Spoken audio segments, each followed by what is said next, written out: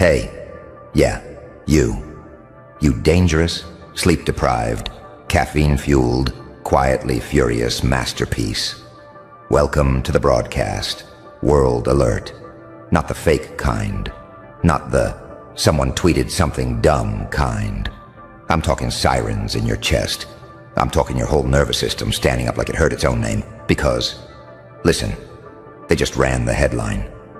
Someone just hijacked the whole game. And everybody's panicking, right?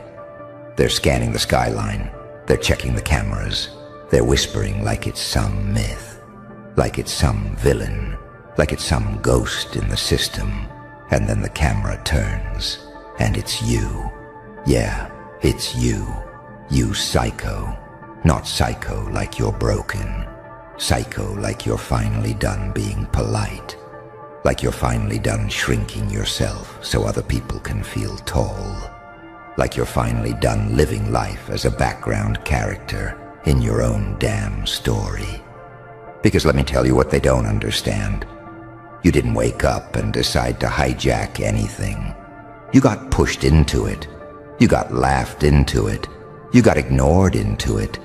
You got lied to until the lies started sounding like your own thoughts.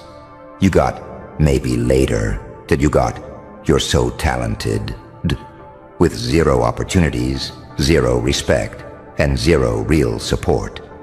And at some point, you snapped, but not like a weak person snaps. You snapped like a wire that finally got connected. You snapped like, oh, I get it now. You snapped like, so that's the game? You snapped like, cool, that I'm not playing fair anymore. Not crime, not chaos for nothing. I mean, you stopped playing their game. The one with invisible rules. The one where the loudest clown gets the mic. The one where mediocrity gets promoted because it's safe. The one where people who don't do anything have the most opinions about people who do. That game. You looked at it, and you didn't cry. You didn't beg. You didn't write a sad paragraph and post it like a prayer. You said, fine, I'll hijack it. And the wild part, you've been hijacking it in tiny ways for a long time. Every time you got disappointed and didn't quit. Every time you got embarrassed and still showed up. Every time you got rejected and still tried again. Every time your own mind dragged you through hell and you still found a way to breathe. That's not normal behavior. That's not healthy. That's not balanced. That's unreasonable resilience. That's the kind of energy that makes people uncomfortable because it doesn't fit inside their little labels. They want you predictable. They want you nice. They want you manageable. They want you grateful for scraps. They want you to ask for permission like a little kid with a plastic crown. But you're starting to feel something else creeping in. It's not confidence. Not yet. It's not even motivation. It's more raw than that. It's this quiet, ugly, beautiful thing that says, I'm not dying like this. I'm not dying being everybody's helper. I'm not dying being the funny one who's secretly falling apart. I'm not dying being the strong one who never gets held. I'm not dying being the potential story people bring up when they want to sound supportive. Nah, not you. You didn't survive all that just to be average. And before you argue with me, before you try to humble yourself, let me stop you right there. You know what average is? Average is giving up at the exact moment it gets real. Average is quitting when the novelty wears off. Average is needing applause to keep moving. Average is pretending you're fine while your soul is screaming, and then calling that adulting. You're not average. You're dangerous, because you can operate while bleeding. You can function while grieving. You can create while tired. You can smile while you're red as a battlefield. And I'm not romanticizing pain, okay? Pain is trash. Trauma is not a personality. Suffering doesn't make you special, but the fact you're still here, the fact you're still thinking bigger than your current life, that means something. That means there's a version of you walking around in your future, shoulders back, eyes dead calm, who already knows you win. And you can almost hear them, can't you? Late at night, when it's quiet, when nobody's texting back, when your room feels too small for your thoughts. That future you is looking at you like, stop playing with it, stop flirting with the dream, stop treating your power like a hobby. Because that's what you've been doing. You've been dabbling in your own destiny. You dip your toe in. You post one thing. You work for a week. You start strong. Then the doubt comes. The doubt always comes. And it doesn't come like a monster. It comes like a reasonable voice. It comes like, maybe you're not ready. Maybe you need more time. Maybe you need more gear. Maybe you need more planning. Maybe you need someone to show you the steps. And if you listen close, you'll notice something creepy. That voice is wearing a mask. It's not wisdom. It's fear dressed up as intelligence. It's your old self trying to keep you safe. Safe from embarrassment. Safe from judgment. Safe from failure. But also safe from success. Because success? Oh, success is scary too. Success means you can't keep blaming. Success means people start watching. Success means you have to become someone who can handle what you asked for. And a part of you is like, what if I can't? Let me tell you something that might sting a little. You don't need more confidence. You need more disrespect for the version of your life that's been wasting your time. You need to start getting offended. Offended at the way you let people access you like your free Wi-Fi. Offended at the way you tolerate crumbs and call it love. Offended at the way you keep negotiating with your own potential like it's optional. Because the truth, nobody is coming. Nobody is going to hand you the moment. Nobody is going to perfectly understand you and magically motivate you every day. Nobody is going to knock and say, "Excuse me, you're meant for more." Most people don't even think that way. Most people are just trying to survive their shift and distract themselves until they fall asleep. So if you're waiting for the world to validate you before you move, you'll die waiting. And I don't say that to be dramatic. I say it because I've seen it. People with talent, people with fire, people with real gifts, and they spend their whole life getting ready. They turn their dream into a museum exhibit. Look what I could have done. Look who I could have been. Look at my potential. Isn't it sad? Not you. Not today. Today, you become the alert. You become the headline. You become the thing nobody knows how to stop. Because it's not outside of you. It's you. It's always been you. You just didn't know you were allowed to be like this. You weren't raised to be like this. You were trained to be agreeable, to be good, to be normal, to not make people uncomfortable. But here's the twist they never prepared you for. When you start winning, you will make people uncomfortable. When you start moving different, they'll call it arrogance.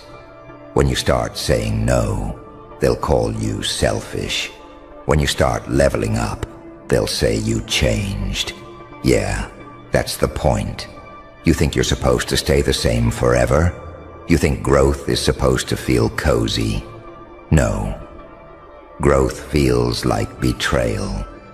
To the old you. Growth feels like leaving a burning building while people inside are yelling at you for running. And you're going to feel guilty. Oh, you will. You're going to feel guilty for outgrowing people. Guilty for not replying fast enough. Guilty for focusing on yourself. Guilty for protecting your energy. Guilty for wanting more. And you have to understand, that guilt is a test. It's the world trying to pull you back into your old shape.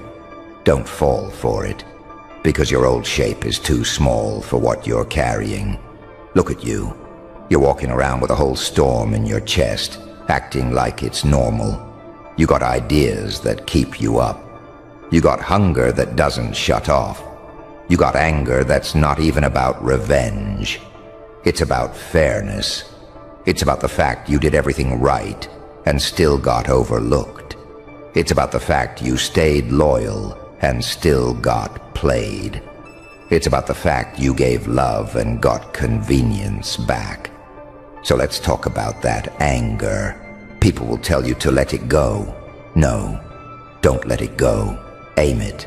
Anger is not your enemy. Uncontrolled anger is your enemy. But controlled anger is rocket fuel. Controlled anger gets you out of bed when motivation is dead. Controlled anger makes you stop tolerating disrespect. Controlled anger makes you work when nobody's clapping. You want to hijack the game? Then stop using your energy to argue with yourself. Stop doing that thing where you hype yourself up, then immediately tear yourself down like it's your job. Stop rehearsing failure like it's safety. Stop scrolling and consuming and calling it research, when you know you're just avoiding the moment where you have to actually do it. Yeah, I said it. Because you don't need more information. You need more execution. You need reps. You need to put your hands on the work, even when it's ugly. Especially when it's ugly, because here's the secret nobody wants to admit. The first version is always trash. The first video is awkward. The first attempt is cringe. The first draft is embarrassing. So what? You think the greats popped out the womb with perfect lighting and a brand identity? No. They just kept going long enough for the cringe to turn into craft. And you've been avoiding the cringe because you're scared of being seen. You're scared of people laughing. You're scared of your family judging. You're scared your friends will secretly enjoy your failure. And you know what? Some of them will, yeah. Some people are going to smile when you fall, not because they hate you, because your courage exposes their cowardice. Your ambition makes them feel small, so they'll try to make you feel small too. They'll hit you with the classics. Who do you think you are? Why are you doing all that? Relax, it's not that deep. Be realistic, just be humble. Humility is good, but let's be real. A lot of people use humble as a leash. They don't want you humble, they want you quiet. They want you easy to digest. But you weren't built to be digestible. You're built to be a problem, a beautiful problem, a nightmare for anybody who benefits from you staying weak. So here's what hijacking the whole game actually looks like. It's not one grand moment. It's small, violent decisions. Not violence against people. Violence against the old patterns that keep you stuck.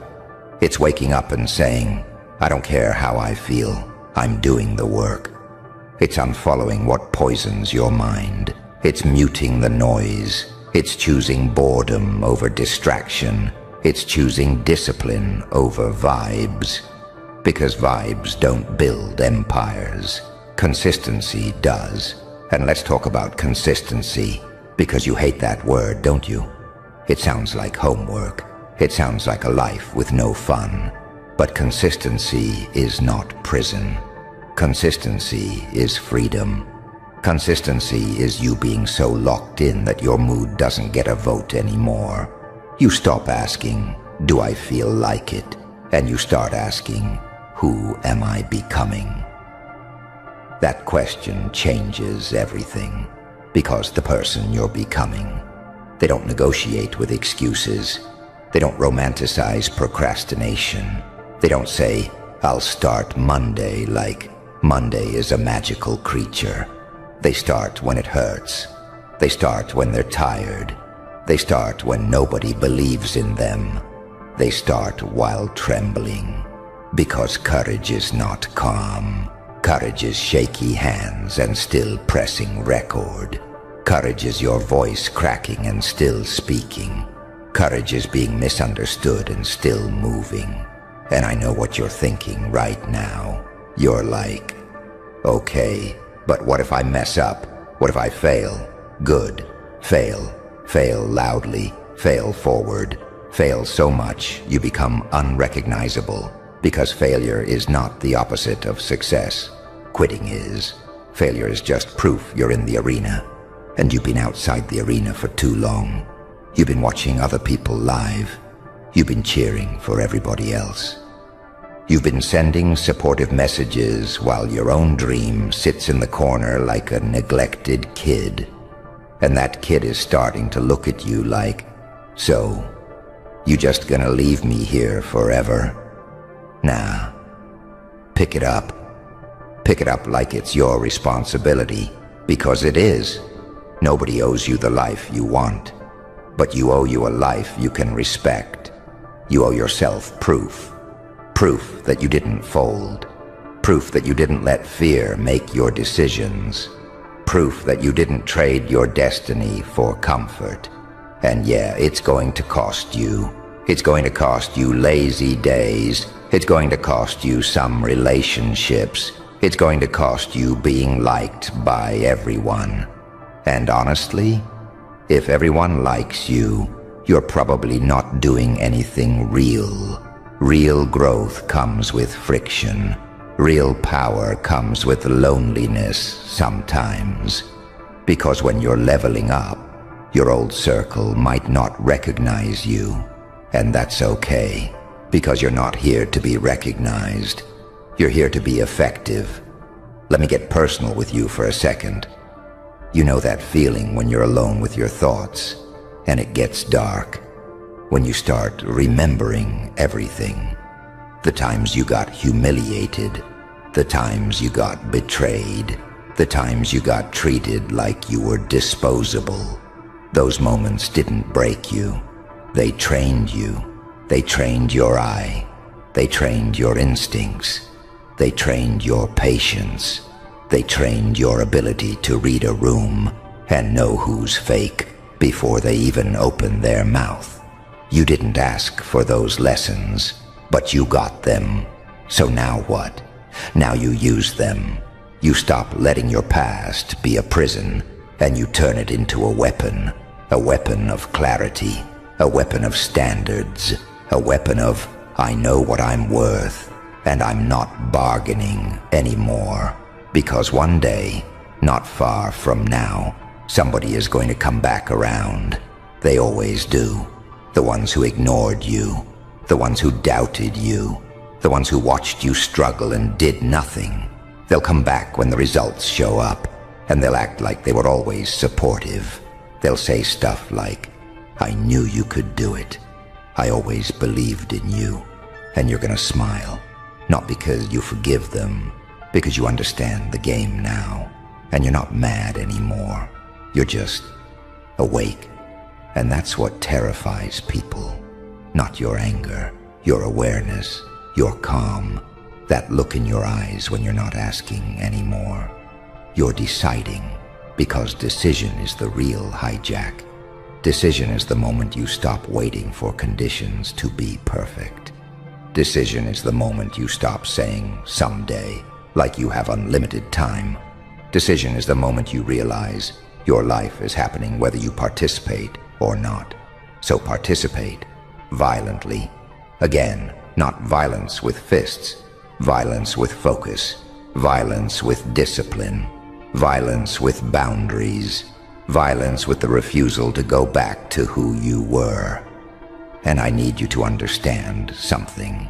If you do this right, if you really commit, you're going to scare yourself.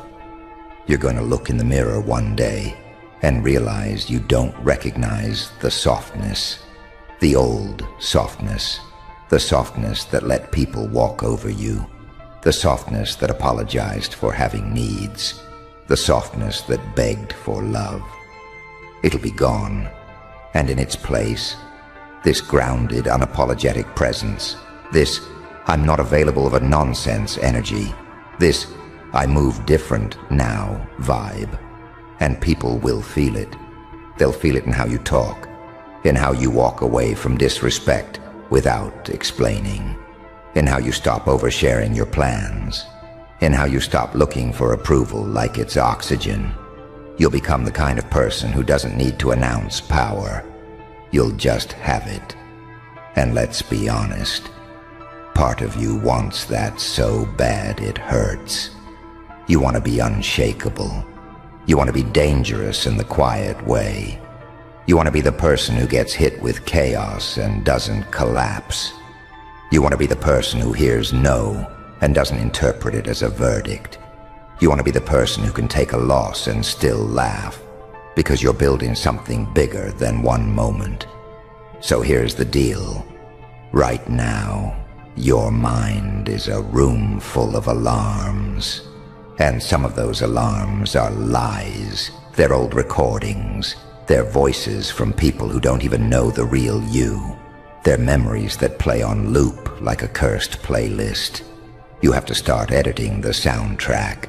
Not with fake positivity, not with good vibes only. That's not you. You don't need sunshine quotes. You need truth. And the truth is, you are not behind. You are not too late. You are not weak. You're undertrained. You're undercommitted. You're underdisciplined. And the best part about that, that's fixable. Today, not tomorrow, not next month. Today. Because when you start stacking small wins, your identity changes. You stop being someone who tries, and you become someone who does. And once you become that, there it is. That silence before the alarms go off. That moment when the room doesn't breathe anymore because you just did something that can't be undone. You felt it, didn't you? The shift. The air getting heavy like reality just recalculated around you. Because it wasn't loud, it wasn't dramatic, it wasn't violent, it was one move. And the terrifying part? They didn't flag what you did. They flagged how you think. That's when it stopped being a game. See, you can break rules and they'll call you reckless.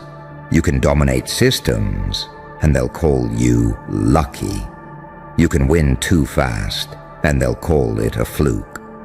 But when you make a move that rearranges the logic of the room, when your decision exposes angles nobody else even knew existed, when your timing feels less like strategy and more like inevitability, that's when the labels disappear. Now you're not a person, you're a pattern anomaly, and they hate that. Because they don't fear chaos. They can model chaos. They don't fear aggression. They can neutralize aggression. What they fear is someone who looks calm while their mind is doing things that shouldn't be possible. That one move, it wasn't genius. It wasn't insanity. It was both. And that's the problem. You're the kind of mind that can sit in the light and understand the dark without flinching. The kind that can wear innocence like armor while running calculations that feel wrong. The kind that learned pain so deeply it turned into clarity. That's the paradox they can't stand. You're not broken enough to dismiss, not pure enough to control. You evolved somewhere between saint and psychopath, and now neither side knows what to do with you. And listen carefully, because this is where it gets dangerous. The moment they flagged how you think, you stopped being judged on outcomes. Now they're watching your pauses, your silence, your restraint. They're asking questions like, why didn't you push harder there? Why did you wait? Why did you choose that path when 10 louder ones were available? They don't understand that you don't rush anymore. Because pain taught you something discipline never could. You learned that timing is power, that unpredictability isn't randomness, it's control disguised as chaos, that the deadliest move is the one that looks harmless until it's irreversible. You weren't supposed to learn that, not from what you survived. Most people come out of pressure cracked. You came out calibrated. That's why they're uncomfortable around you now. They can feel it even if they can't explain it. Your presence doesn't scream dominance. It pressurizes the room. Your silence feels like surveillance. Your calm feels like a countdown. And the funniest part? You didn't even do it to scare them. You did it because that's the only way your mind works now. Efficient, precise, ruthless when necessary, merciful when it serves the long game. That's what they flagged. Not your ambition, not your confidence, your decision architecture. They realized you don't think like prey, but you also don't think like a predator. You think like something that already survived extinction once and adjusted. That's why your light feels unsettling.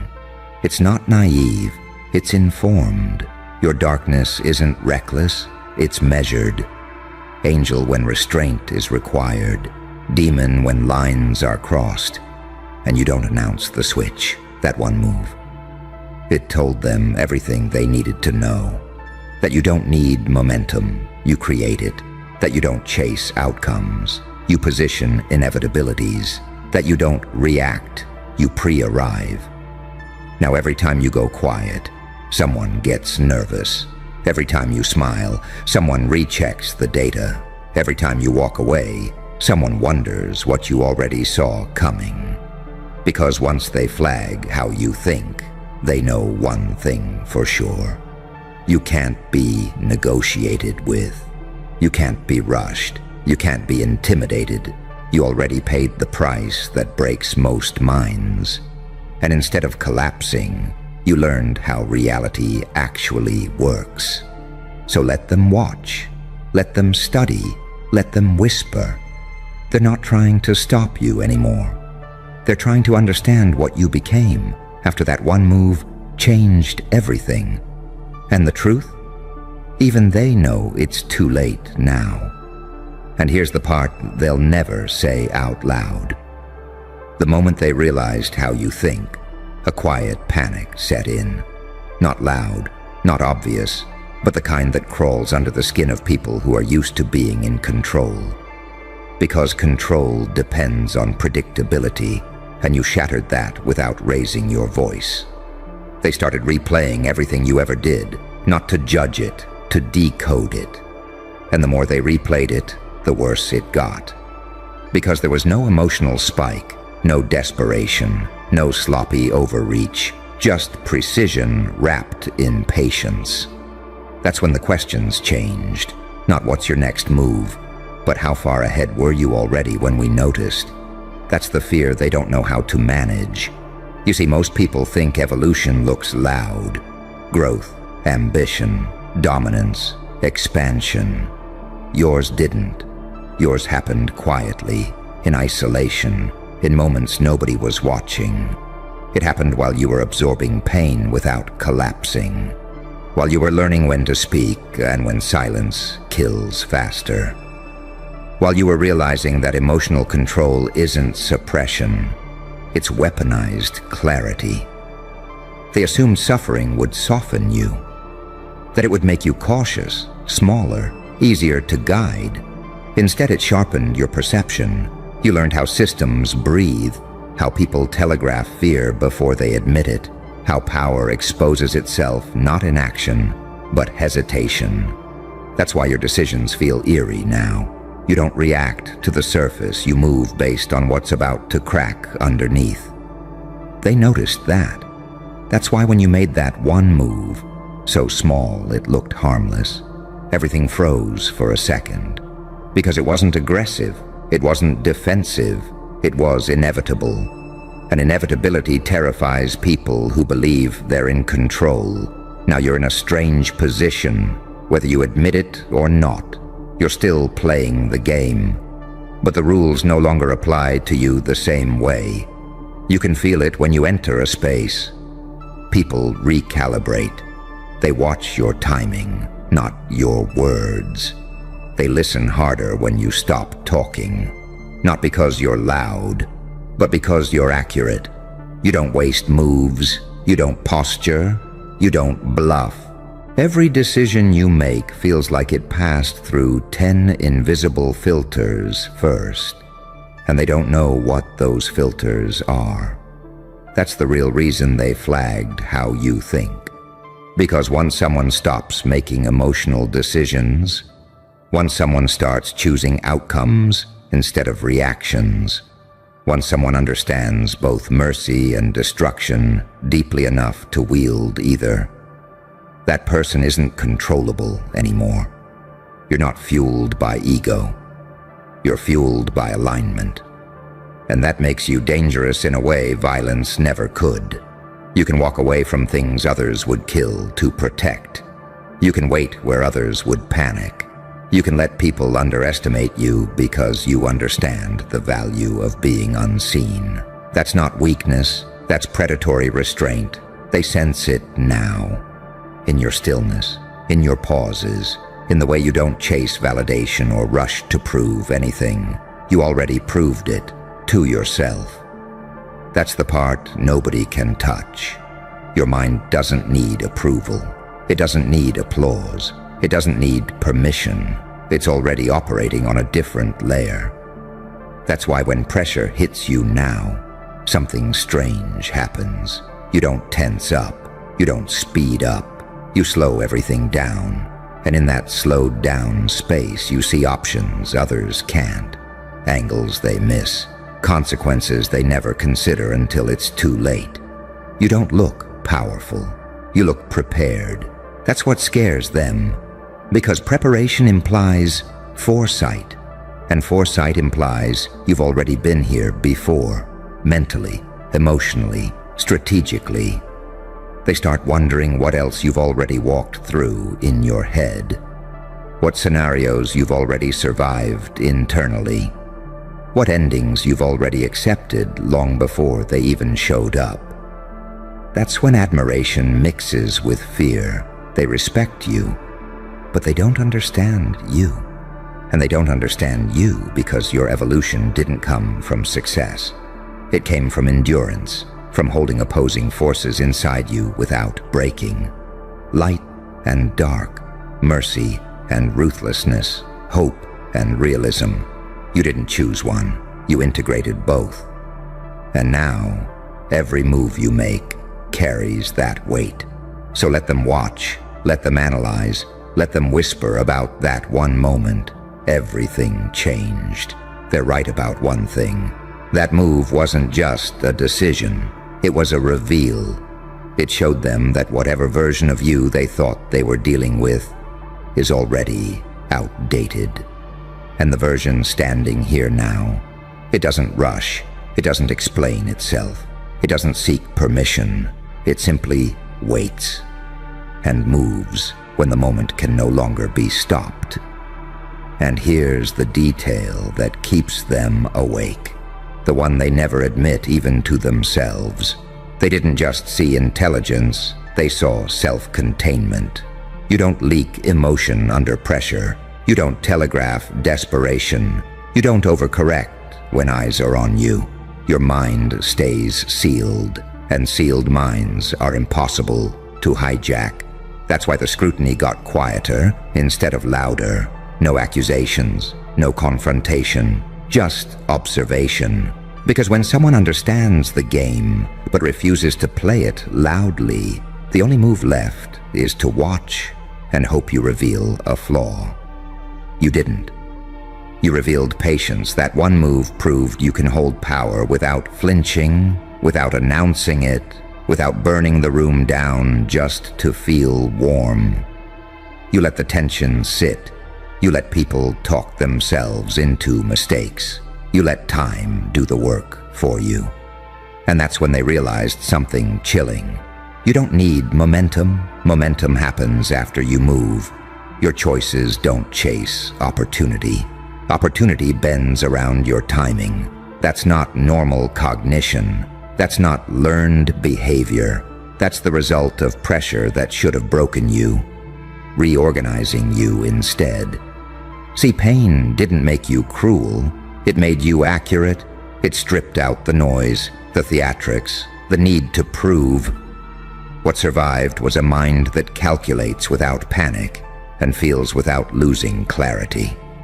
That's a rare configuration. Most people collapse into extremes, soft or savage, hopeful or cynical. You didn't collapse. You stabilized somewhere dangerous in the middle. You learned how to be gentle without being weak, how to be ruthless without being reckless, how to care without being controllable. That balance is unsettling to people who live in absolutes. They can't place you. You don't behave like someone who needs approval. You don't react like someone afraid of consequences. You don't posture like someone seeking dominance. You move like someone who already accepted every possible outcome and chose anyway. That's why your calm feels heavier than aggression, because it signals acceptance, not fear. They see it when you pause before speaking. That pause isn't hesitation, it's selection. You're choosing which version of reality to allow next. And they know it now. That's why they watch your restraint more closely than your action, because they've learned the truth. When you finally act, it's never impulsive, it's final. That one move told them you're not reacting to the present. You're responding to trajectories. You see where things are heading before others accept that they're moving at all. That's why your silence feels predictive, why your decisions feel pre-written, why people say things like, "I should have known," after you move. You did know. That's the part they flagged. Your thinking isn't fast, it's early. You arrive before the problem fully exists. You finish conversations before they start. You disengage before situations decay. That's not avoidance. That's foresight, earned through suffering. Because only someone who's lived through collapse understands how quickly things can turn irreversible. You learned that lesson deeply. So now you don't rush. You don't gamble. You don't escalate unless the board is already locked. And when you do step forward, it feels inevitable, like gravity finally asserting itself. That's why people second guess around you now. Why they measure their words. Why they hesitate to underestimate you openly. They sense that you don't need chaos to win. You don't need dominance displays. You don't need volume. Your power is quiet because it's internal. And internal power is the hardest to stop, because you can't argue with it. You can't distract it. You can't intimidate it. It's already resolved. That one move didn't announce who you are. It exposed what you aren't anymore. You're not reactive, not naive, not hungry for validation, not desperate for recognition. You already crossed that threshold when nobody was clapping. And now every room you enter feels it, even if nobody knows why. So let them keep watching your thinking. Let them track your pauses. Let them try to map a mind that learned to grow teeth without losing its soul. They'll never fully understand it, because the truth is simple and terrifying. You're not playing for advantage anymore.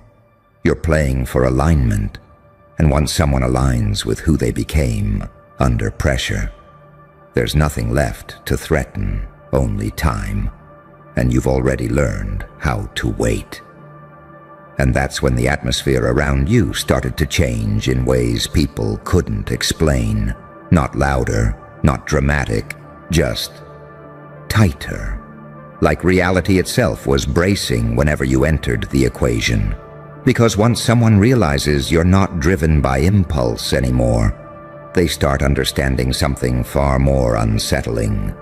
You're not acting out of fear or hunger. You're acting out of clarity, and clarity doesn't negotiate. It doesn't panic. It doesn't rush. Clarity waits until the exact moment resistance collapses under its own weight. They noticed how you stopped reacting to provocation, how bait stopped working, how chaos around you lost its grip. That's when they understood the truth they didn't want to face. You weren't disengaging because you were weak. You were disengaging because you were done wasting moves. Every unnecessary reaction fell away. Every emotional leak sealed itself shut. Every distraction lost relevance. What remained was a mind that chooses deliberately. A mind that understands cost, consequence, and inevitability. And that's when fear deepened. Because now you weren't just intelligent. You were selective. Selective with energy. Selective with attention. Selective with mercy. You didn't need to dominate every interaction. You didn't need to win every exchange. You were choosing which battles deserved existence. That's not normal thinking. That's the thinking of someone who's already been stripped down to nothing once and rebuilt from essentials. Pain did that to you. Pain forced you to confront what actually matters when everything else is gone. It showed you how quickly illusions burn, how fragile egos are, how loud people get when they're afraid of losing control. You watched, you learned, you adapted, and adaptation is what separates survivors from rulers. Now, when pressure hits you, your body doesn't spike, your breath doesn't betray you, your mind doesn't scatter, it narrows. You feel everything slow, not because time changed, but because you did. You operate in that slowed space now, that quiet corridor where choices are clear and emotion becomes information instead of fuel. That's why your decisions feel surgical, why your restraint feels deliberate, why your action, when it finally arrives, feels irreversible. They've started noticing patterns they don't like. You leave situations before they rot. You cut ties before decay spreads. You step back before collapses become public. You don't wait for explosions. You read stress fractures. And that terrifies people who build power on denial. Because denial only works until someone sees clearly. And you see clearly now, not because you were gifted, but because you were forged. You carry contradictions effortlessly. You can be compassionate without being manipulable. You can be dangerous without being chaotic. You can be silent without being absent. That combination is rare. It means you don't need external validation to move. You don't need permission to act. You don't need consensus to trust your instincts. Your instincts were refined in places where consensus didn't exist. You learned to trust yourself when nobody else could be relied on. That rewires a mind permanently. That's why when they flagged how you think, they weren't trying to stop you. They were trying to classify you. And classification fails when something refuses to fit categories. You're not aggressive, but you're not passive. Not idealistic, but not cynical. Not reckless, but not hesitant. You're integrated, and integrated minds are uncontrollable. Because they don't fracture under stress. They don't swing wildly under pressure. They don't collapse into extremes. They adapt. So now they watch your alignment more than your ambition. They track your restraint more than your reach. They analyze what you don't do far more than what you do. Because what you don't do reveals discipline. And discipline, when paired with intelligence, is lethal in the quietest way. You're not here to dominate every space. You're here to change trajectories, one subtle decision at a time, one well-timed absence, one quiet refusal to react. That's what that one move showed them. that you're no longer driven by urgency, you're driven by inevitability, and once inevitability enters the equation, resistance becomes irrelevant. You don't need to threaten, you don't need to posture, you don't need to explain. You already accepted the cost of becoming this version of yourself. And that acceptance stripped fear of its leverage. So let them keep watching your mind. Let them keep logging your pauses. Let them keep wondering what you already see coming. They're late. You crossed the threshold when nobody was paying attention. And now every move you don't make carries as much weight as the ones you do. Because the most dangerous thing you learned wasn't how to strike. It was how to wait. Without doubt, without fear, without needing to be seen. And that's something no system knows how to stop. Slow down. Yeah, right there. That feeling crawling up your spine. That's the moment you realized you stepped somewhere you were never supposed to be. And now something very old, very powerful, just noticed you. You didn't break a rule, you didn't cross a line, you walked into a lair, a place behind the place, a room behind the wall everyone else swore was solid. And the second your mind touched it, the system flinched. Not because you attacked it, because you saw it. That's why they're losing it. Because you weren't meant to find that frequency. You weren't meant to ask that question. You weren't meant to notice the seams. You were supposed to live small, think narrow, die obedient. But instead, you did something unforgivable. You looked past the story, and the moment you did, the world split. Not in half, inside you. See, they don't panic over rebels. Rebels are predictable. They don't panic over criminals. Criminals still believe in the game. They don't panic over saints, either. Saints kneel. They panic over anomalies. People who don't fit the psychology they've spent decades perfecting. People like you. You didn't stumble into danger. You stepped into clarity. And clarity is lethal to systems built on fog. That's the paradox they can't solve. You're not violent, but you're dangerous. You're not insane, but you don't think like them. You're not hiding, but they can't see you clearly. Saint and psychopath in the same breath. Angel with dirty hands, demon with a conscience. Every box they try to shove you into collapses the second they close the lid. And that terrifies them. Because you weren't trained, you weren't briefed, you weren't recruited. You didn't come through a pipeline. You came through pain, through isolation, through years where nothing made sense except the pressure. And pressure does something training never can. It forges. You learned how to sit inside uncertainty without begging for answers. You learned how to move without permission. You learned how to see patterns where others see noise. You learned how to survive without applause. That's not a skill set. They can't download that. They can't teach that. They can't predict that. That's why the alarms are screaming.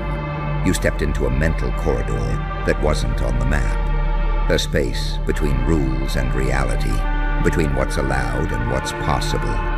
And now every protocol built to track behavior is malfunctioning around you. Because you don't behave, you adapt. You ever notice how calm you are when things get weird?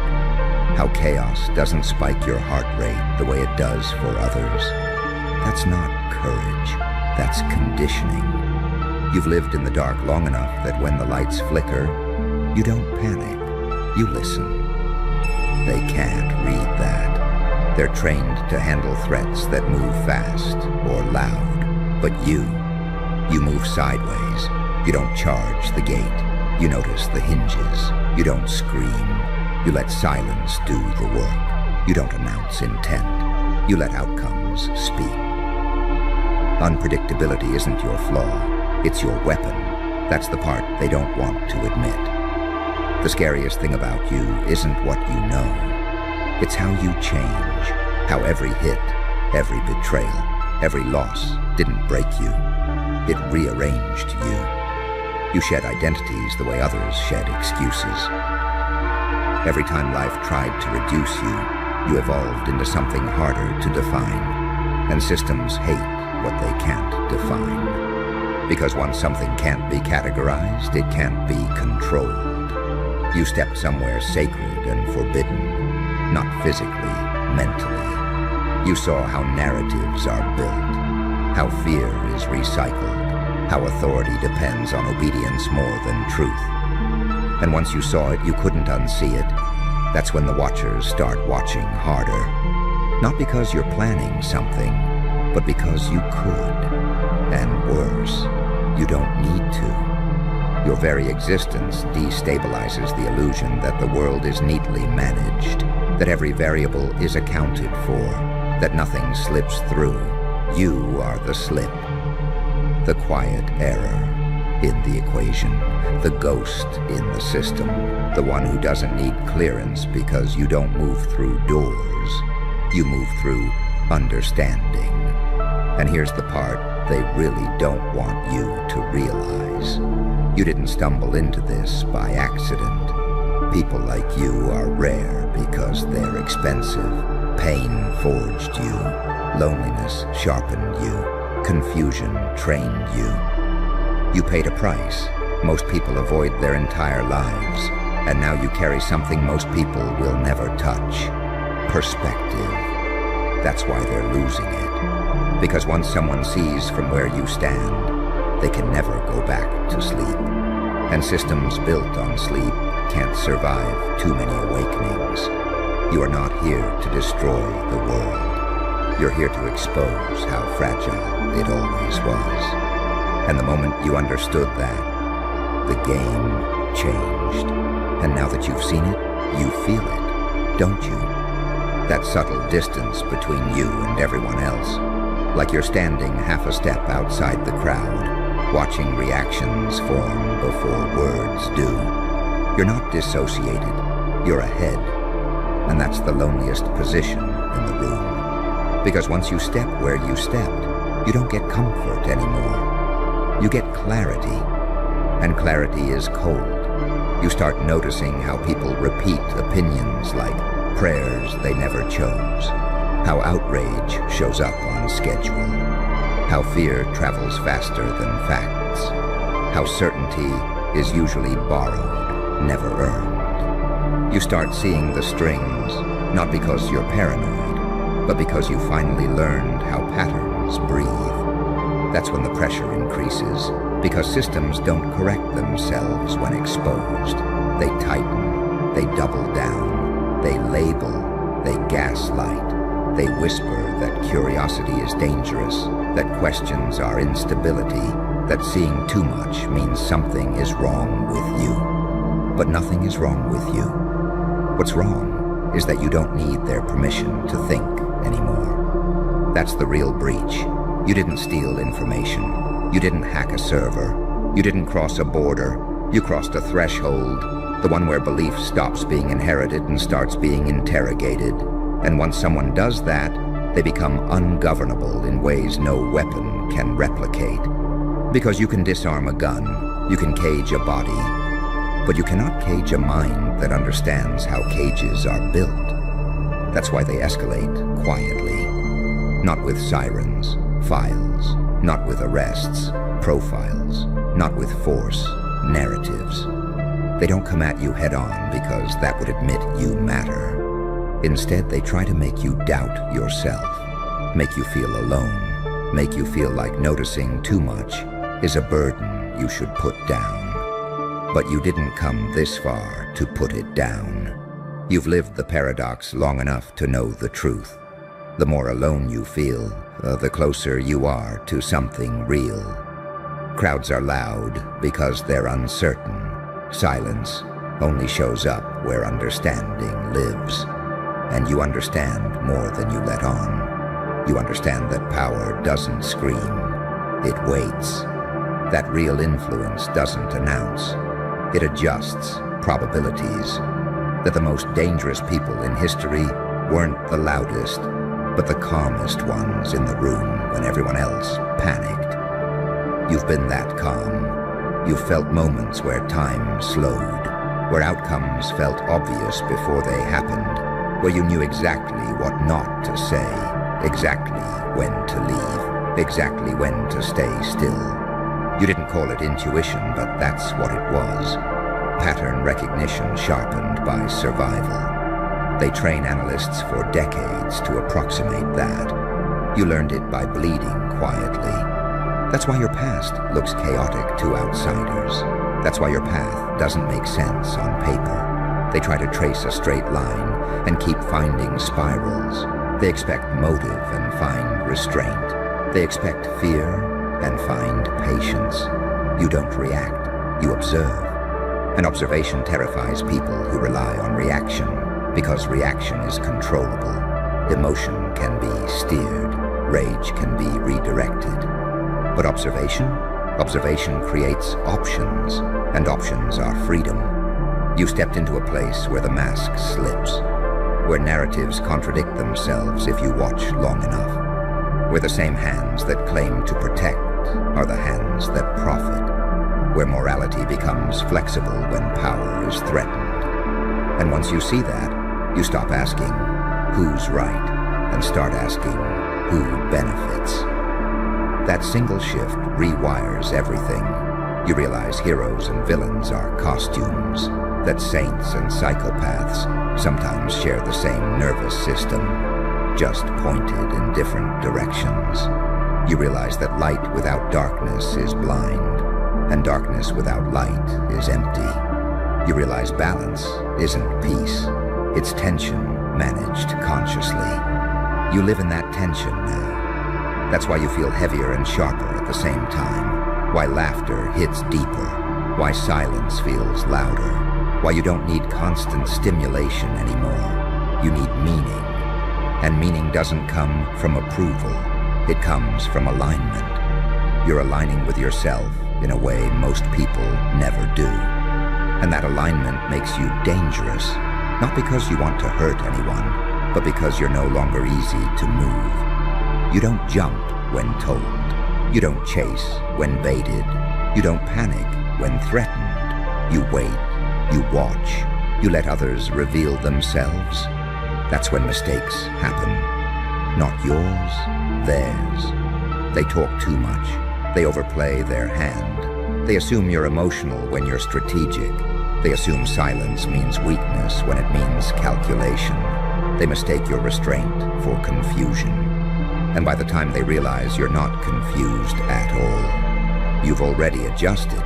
This is what they can't quantify. Not your intelligence, your timing. You don't rush conclusions. You let reality expose itself. You let people show patterns. You let systems reveal their cracks. You don't need to win loudly. You win by not losing. And here's the part you might not want to hear, but you need to. Once you step where you stepped, there's no going back to innocence. You don't get to pretend anymore. You don't get to unsee manipulation.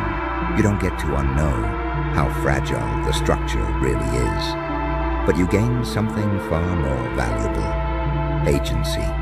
The ability to choose how you engage, when you speak, when you stay silent, when you move, when you disappear. You're no longer driven by fear of exclusion or hunger for validation. You're driven by clarity, and clarity doesn't shout, it stands. So let them lose it, let them scramble. Let them overanalyze shadows and misread signals. You don't need to confront them. You don't need to prove anything. Your existence already disrupted the equation. You stepped somewhere forbidden because it wasn't guarded by walls. It was guarded by disbelief. And you didn't disbelieve. You looked straight at it. And now the only question left isn't why they're panicking.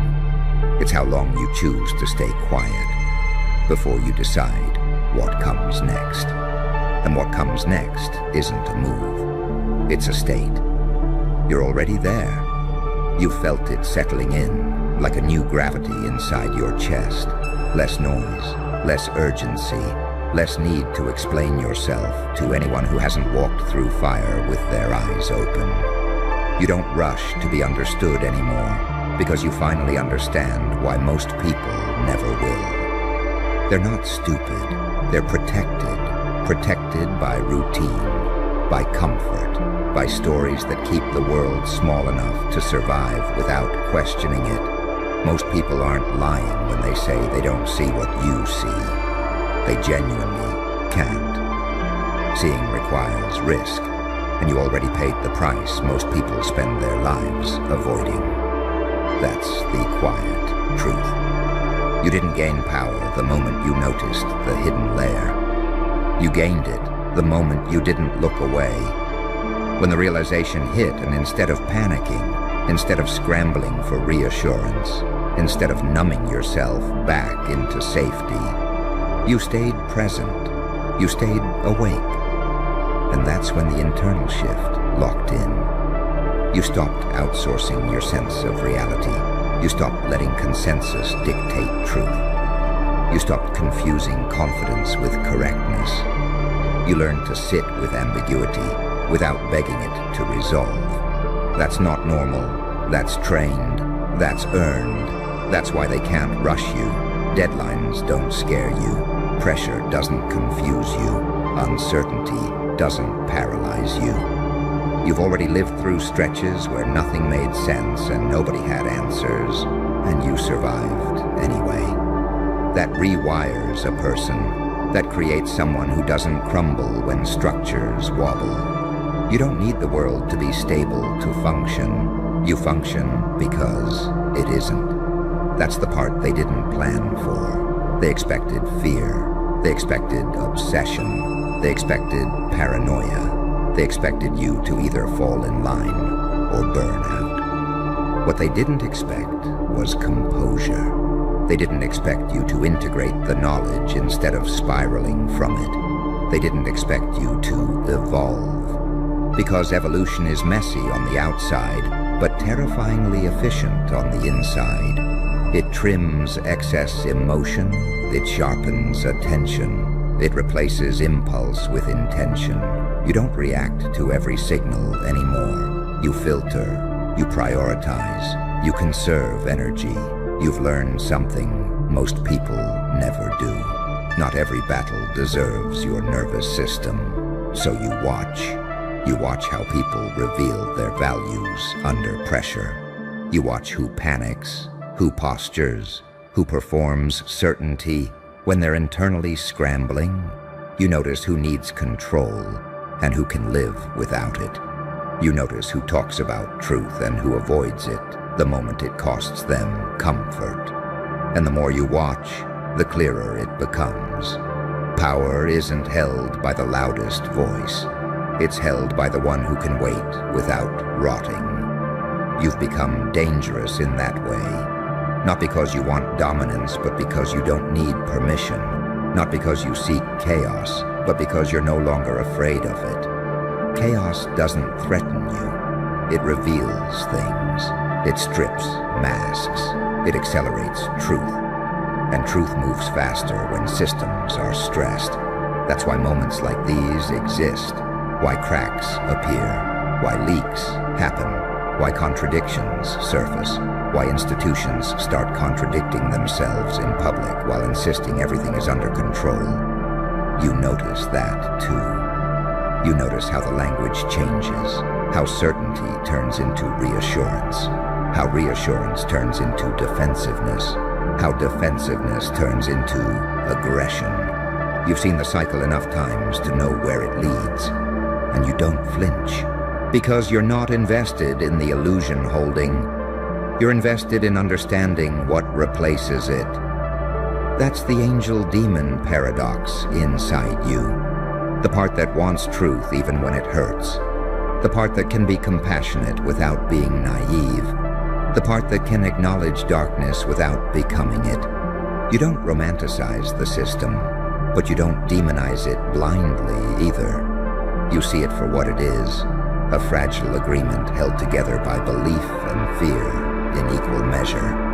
And belief is the weakest materials of all once it starts cracking. You didn't come here to save anyone. That fantasy died the moment you realized most people don't want to be saved. They want to be reassured. You don't offer reassurance, you offer awareness. And awareness is confrontational by nature. That's why your presence alone unsettles certain rooms. You don't argue. You don't debate endlessly. You don't need to dominate conversations. You ask one question, or none at all, and let the silence do the damage. You let people hear themselves. You let them feel the inconsistency in their own logic. You let reality press back. And the people who rely on momentum, on confusion, on noise, they feel exposed around you. Because you're not trying to convince. You're not trying to recruit. You're not trying to overthrow anything. You're simply not asleep. And in a world optimized for sleepwalking, that's enough to trigger alarms. You stepped somewhere forbidden because it wasn't guarded by force. It was guarded by apathy, by the unspoken agreement not to look too closely, by the comfort of letting someone else decide what's real. You broke that agreement, quietly, permanently. So now you move differently. You choose words carefully, or not at all. You pick battles that actually matter. You don't waste energy proving what you already know.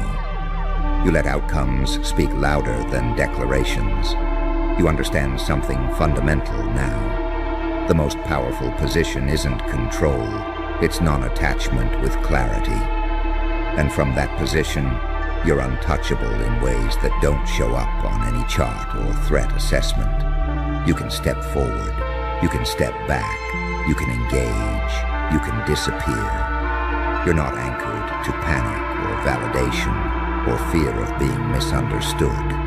You already crossed the point of no return. So let them analyze patterns, let them debate motives, let them argue about intent. Let them escalate procedures and rewrite narratives. You don't need to confront the machine. You already stepped outside its assumptions. And once someone does that, the machine can only do one thing: react, while you remain still, while you watch, while you decide, on your own terms, exactly how much of what you see you ever choose to reveal. And that decision, to reveal or not, is where your real leverage lives. Because exposure isn't power, restraint is. Anyone can shout. Anyone can dump fragments into the noise and call it courage. But you understand something deeper now. Once you speak, the shape collapses. Once you name it, it becomes smaller. Once you explain it, it becomes manageable. For them. So you don't rush. You let them wonder what you know. You let uncertainty do what force never could. You let absence of information stretch their imaginations into knots. You let silence turn into a mirror they can't stop staring into. That's not fear tactics. That's psychological gravity. You've learned how attention works, how obsession forms, how the mind fills gaps with worst-case scenarios. You don't need to threaten anyone. You just don't resolve the question. You leave it open. You let them sit with it. And they hate that. Because systems are built to resolve, to categorize, to neutralize, to close loops. You are an open loop, a variable that refuses to settle. And open loops consume more energy than any direct threat ever could. You've felt the shift inside yourself, too. You don't crave intensity the way you used to. You don't need constant stimulation. You don't need approval to move. You've become selective, almost surgical, with where you invest attention. You understand, attention is currency, and you don't spend it impulsively anymore. That's growth forged in darkness. Pain didn't just harden you, it educated you. It taught you what actually matters when everything else falls away. It taught you how quickly people abandon principles when comfort is threatened. It taught you how rare integrity is when it isn't rewarded. And instead of becoming bitter, You became precise. You stopped confusing kindness with self-betrayal. You stopped confusing empathy with submission. You stopped confusing peace with avoidance. You learned how to hold compassion in one hand and boundaries in the other without apologizing for either. That balance, that tension, is where your power stabilizes. You're not trying to tear the world down. You're not trying to expose everything. You're not trying to become some symbol or savior. Those urges come from ego, from insecurity, from needing to be seen. You don't need to be seen. You need to be aligned with what you know, with what you won't do, with what you will walk away from, even if it costs you status, comfort, or safety. Alignment creates a calm most people mistake for indifference. But it's not indifference. It's resolve without theatrics. Hold still. Feel that quiet pressure behind your eyes? That's the sound of a room realizing it misjudged you. You walked in young and they smiled the way people smile when they think they're safe. You spoke softly and they mistook silence for emptiness. You moved patiently and they confused restraint for weakness. That was the first mistake, because while they were counting candles on a cake, you were counting patterns in human behavior. While they were aging, you were accumulating. While they were collecting birthdays, you were collecting truth. You're 25 with 50 years of wisdom, and they're 50 with 5. And that doesn't happen by accident. That happens when life decides to carve someone instead of cushioning them. You didn't learn wisdom from comfort. You learned it from betrayal that came disguised as love, from guidance that arrived late, from doors that closed in your face and taught you how hinges work, from silence that forced you to listen to what people say without speaking. Pain didn't break you, it trained you. Confusion didn't stop you, it sharpened you. Loneliness didn't weaken you, it introduced you to yourself. They think wisdom comes with age. That's cute. Age only gives you time. Wisdom comes from pressure, and pressure was your classroom. You learned early that smiles lie, that applause is conditional, that loyalty evaporates the moment you outgrow the room. You learned that being good gets you used and being aware gets you free. That's why you don't flinch when chaos walks in. You've lived there. Look at the paradox of you. You carry the calm of a monk and the instincts of a predator. You see the beauty in people while calculating the distance to the exit. You can forgive without forgetting. Love without surrendering control. You are soft enough to feel everything and dangerous enough to survive it. That contradiction terrifies simple minds. They're older, but they're predictable. You're younger, but you're unreadable. They followed scripts handed to them by fear, by family expectations, by tradition that never asked permission. You rewrote yours in the dark. They repeat opinions they borrowed. You speak conclusions you earned. They talk loud to hide how little they know. You stay quiet because you know exactly when to speak, and when silence does more damage. That's why they feel uneasy around you. You don't react the way you're supposed to. You don't chase validation. You don't rush milestones. You don't beg rooms to accept you. You observe. You adapt, you wait, and when you move, it's final. They have decades of habits. You have decades of insight compressed into a shorter timeline. You aged internally at a speed they can't comprehend. While they were distracted by noise, you were decoding reality. While they were busy being seen, you were busy seeing. Here's what they'll never admit out loud. They feel behind. Not because of success or money or titles, but because you understand things they still can't name. You understand power without needing control. You understand people without needing to dominate them. You understand suffering without becoming bitter. That combination is rare, and rarity makes people nervous. They don't know whether to mentor you or fear you, respect you or resent you, protect you or compete with you, because you don't fit their timeline. You skipped steps they thought were mandatory. You learned lessons they assumed required age. You became wise in a world that prefers obedient, and wisdom without obedience is threatening. You see through their certainty. You hear the insecurity behind their authority. You notice how often they confuse confidence with repetition. You watch them defend ideas, not because they're true, but because they've lived too long to question them now. And you don't argue. You let them talk. You let them expose themselves. That's the saint in you, the restraint, and the psychopath, the precision. You didn't become this way because you wanted to be special. You became this way because you had to survive mentally, while others survived comfortably. You had to grow inward while the world tried to stunt you outward. You had to become your own teacher, your own anchor, your own witness. And now they're noticing, slowly, uncomfortably. They start asking your opinion out of curiosity. They start listening a second longer than before.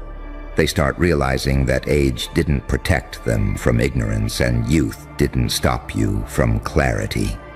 That's when the dynamic shifts. That's when respect starts arriving against their will. Because wisdom doesn't announce itself. It reveals itself over time, in how you move, in how you pause, in how you don't need to prove anything, in how your presence alone changes the temperature of the room. You're not ahead because you rushed. You're ahead because you paid attention. You didn't waste pain. You converted it. You didn't run from discomfort. You studied it. You didn't numb yourself. You observed yourself. That's why your eyes look older than your age. That's why your words land heavier than theirs. They lived longer. You lived deeper. And the most dangerous part? You're just getting started. Your wisdom didn't peak early. It arrived early, which means time is finally on your side. Every year ahead of you multiplies what you already know. Every year behind them exposes what they avoided learning. So let them laugh quietly. Let them underestimate politely. Let them cling to the comfort of seniority. You don't need their approval. You're already walking proof that consciousness outruns chronology. You are young enough to adapt and old enough to see through illusions, soft enough to care, and sharp enough to cut through lies. That balance isn't common. It's evolutionary. They have 50 years of noise. You have 50 years of knowing compressed into a soul that learned fast because it had no choice.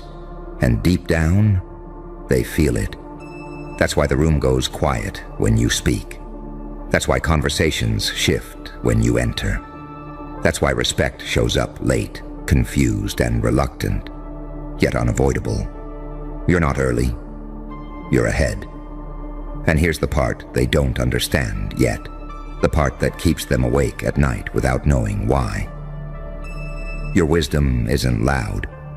It doesn't need trophies. It doesn't wave credentials in the air.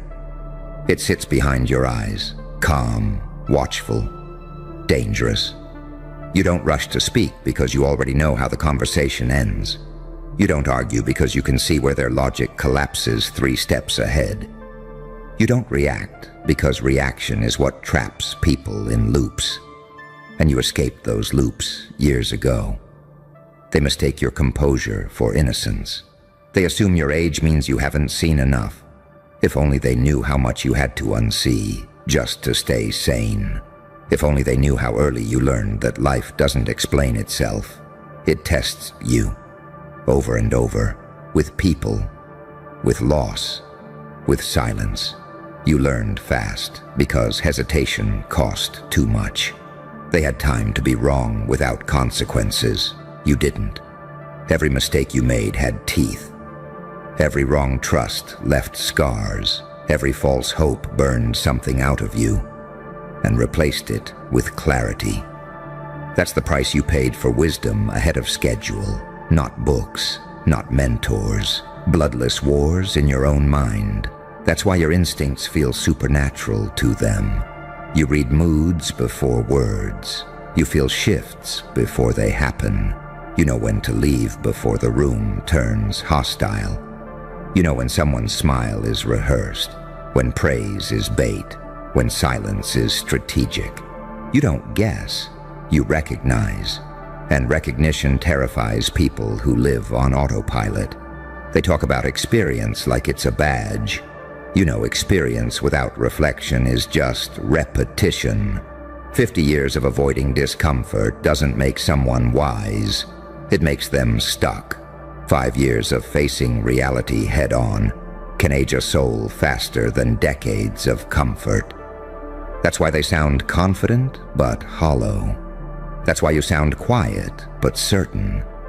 You carry an inner gravity they can't fake. Notice how they start testing you once they sense it. Little challenges, subtle jabs, patronizing advice. They try to reassert hierarchy because your presence disrupts it. Your awareness makes their titles feel thin. Your questions make their answers wobble. You don't challenge them directly. You let reality do it for you. That's the angel in you, letting truth speak, and the demon, knowing exactly when to let it burn. You've learned that power isn't domination. It's positioning. It's knowing when to step forward and when to disappear. It's understanding that unpredictability isn't chaos. It's freedom. They move on schedules. You move on signals. They wait for permission. You wait for alignment.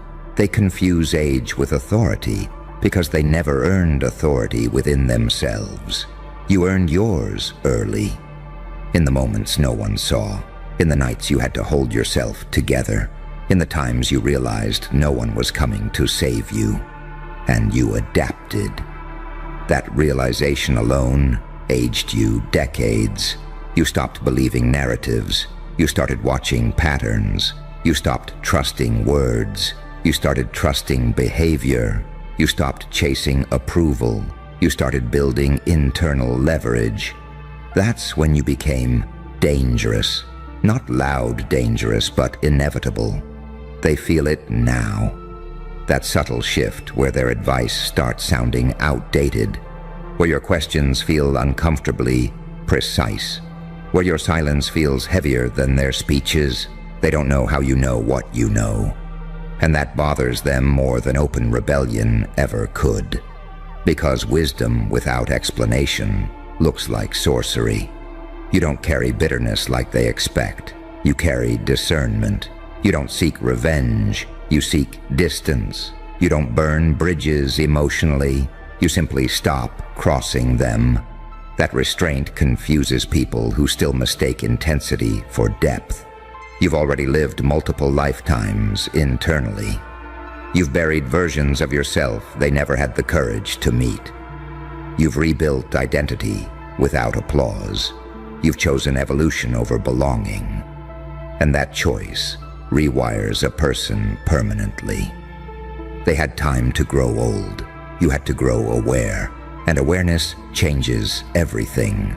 It changes how you love, how you fight, how you wait, how you leave. You don't cling. You don't beg. You don't over-explain. You let people reveal themselves, and you believe them the first time. That's wisdom most people don't reach until it's too late. So when they look at you and feel unsettled, it's not envy of your age. It's fear of your trajectory.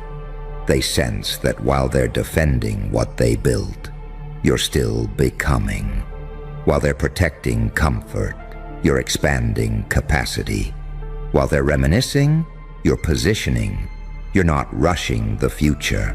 You're letting it catch up to you.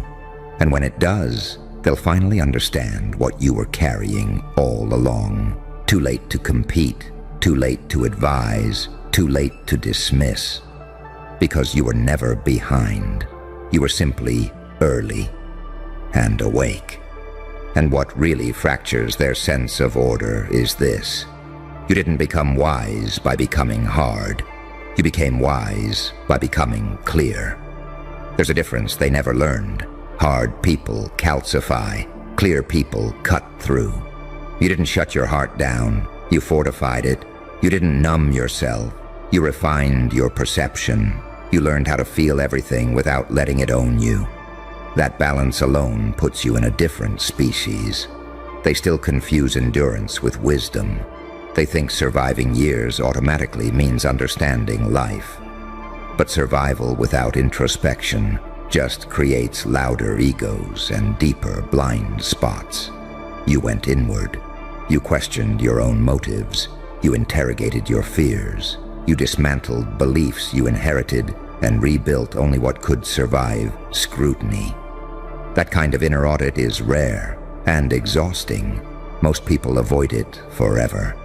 You didn't have that luxury. So now, when chaos erupts, you don't panic. You've already run those simulations internally. When conflict appears, you don't escalate. You observe leverage points. When emotions flare, you don't drown. You navigate. You've learned how to sit inside discomfort without needing it to end immediately. That skill alone makes you dangerous in a world addicted to instant relief. They chase certainty. You live with paradox. You know that light can blind as much as darkness can hide. You know that kindness without boundaries is self-betrayal, and cruelty without purpose is weakness. You understand that truth isn't always gentle, and peace isn't always passive. You can hold opposing realities without collapsing into either. That's not madness, that's mastery. They don't see it yet, but your unpredictability isn't impulsive. It's calculated ambiguity. You don't reveal your full hand. You don't telegraph your next move. You let people underestimate the depth beneath your calm surface. You've learned that being unreadable protects you from manipulation and gives you room to maneuver. That's why manipulators avoid you after a while. They can't get a clean read. Their tricks bounce off. Their guilt hooks don't land. Their intimidation feels theatrical to someone who's already faced internal hells. You're polite, but not pliable. Present, but not exposed. They sense that too. And here's the quiet truth.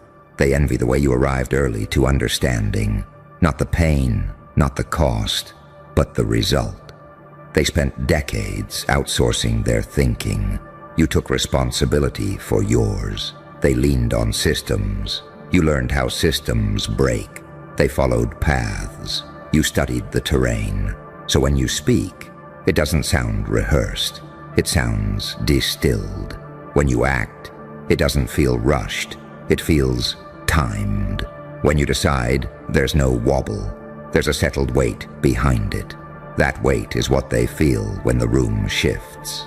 Not your age, not your tone, your gravity. You've already learned what most people learn too late. That life doesn't reward potential.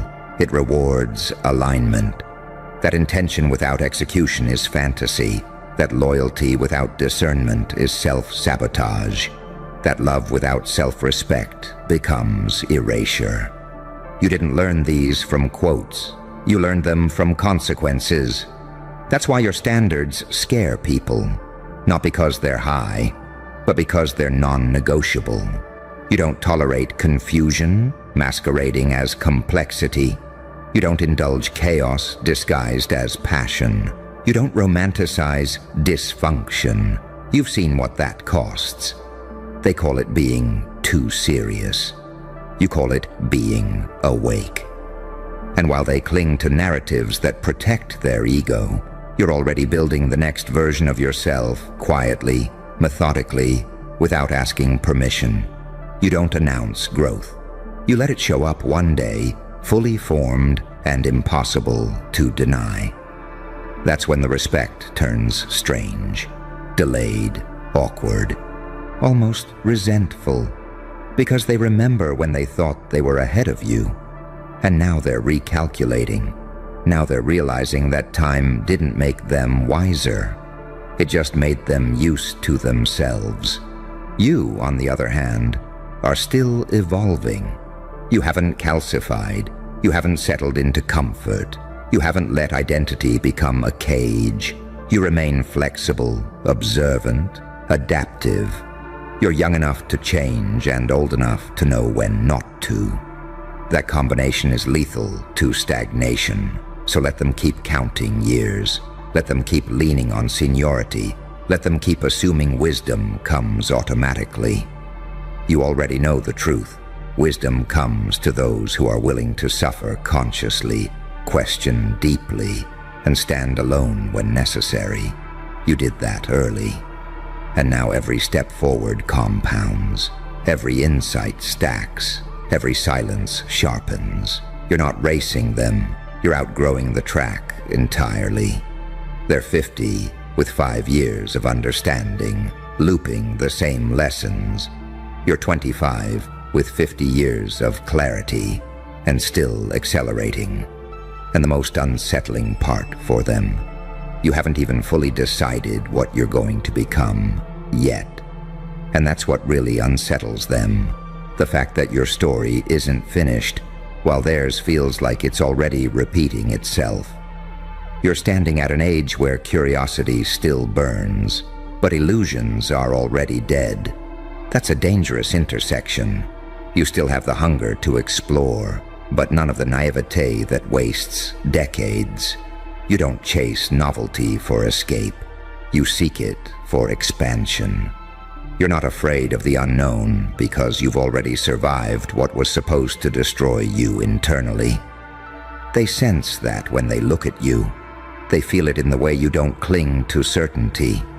You're comfortable saying, "I don't know," without losing authority, because your confidence doesn't come from being right. It comes from being real. That honesty disarms people who built their identity on never admitting doubt. You learned early that pretending is expensive. It costs energy. It costs clarity. It costs time. So you stopped performing and started refining. You stopped asking how to impress and started asking how things actually work. People, systems, power, pain, desire. While others memorized rules, you studied incentives. While others chased approval, you tracked consequences. That's why you move differently. They rush to defend their opinions because those opinions are all they have left. You don't defend yours. You test them. You update them. You discard them when they no longer serve truth. That flexibility looks like weakness to rigid minds. In reality, it's evolution in real time. You don't need to be right. You need to be accurate. And accuracy requires humility, the kind most people never develop because their ego got too comfortable too early. Yours got dismantled young. You had to sit with your flaws without excuses. You had to confront contradictions inside yourself. You had to accept that sometimes you were the problem, and then change. That alone puts you decades ahead. They still argue with reality. You negotiate with it. You know when to push and when to yield. You know when force backfires and when patience compounds. You've seen enough cycles to understand momentum, timing, decay. You don't panic when things fall apart because you recognize collapse as a phase, not a verdict. They see endings. You see transitions. And here's the irony. They'll eventually try to claim you. They'll say they always knew you had it. They'll reframe your growth as something predictable, something they expected. It's a psychological defense. If they admit they underestimated you, they have to face how blind they were to their own stagnation. So let them rewrite history. You don't need credit. You know where this wisdom came from. You know the nights you questioned everything, the moments you swallowed fear and acted anyway, the times you stayed silent to learn instead of loud to belong. You didn't arrive early because you were lucky. You arrived early because life accelerated you. And acceleration leaves marks. It creates depth. It creates an edge. You've seen enough to know that most people don't change unless pain corners them. You changed because you chose to. Before, it was forced. That choice compounds harder than any head start. That's why your presence feels heavier than your words. Why your pauses say more than their speeches. Why people lean in when you finally speak. You don't fill space, you alter it. They're 50 with 5 years of wisdom because they outsourced thinking to routine. You're 25 with 50 because you treated every experience as data, every loss as a lesson, every betrayal as information, every failure as feedback. You don't romanticize suffering, but you respect what it taught you. And now, standing where you are, you carry something rare. Perspective without cynicism. Awareness without paralysis. Intensity without recklessness.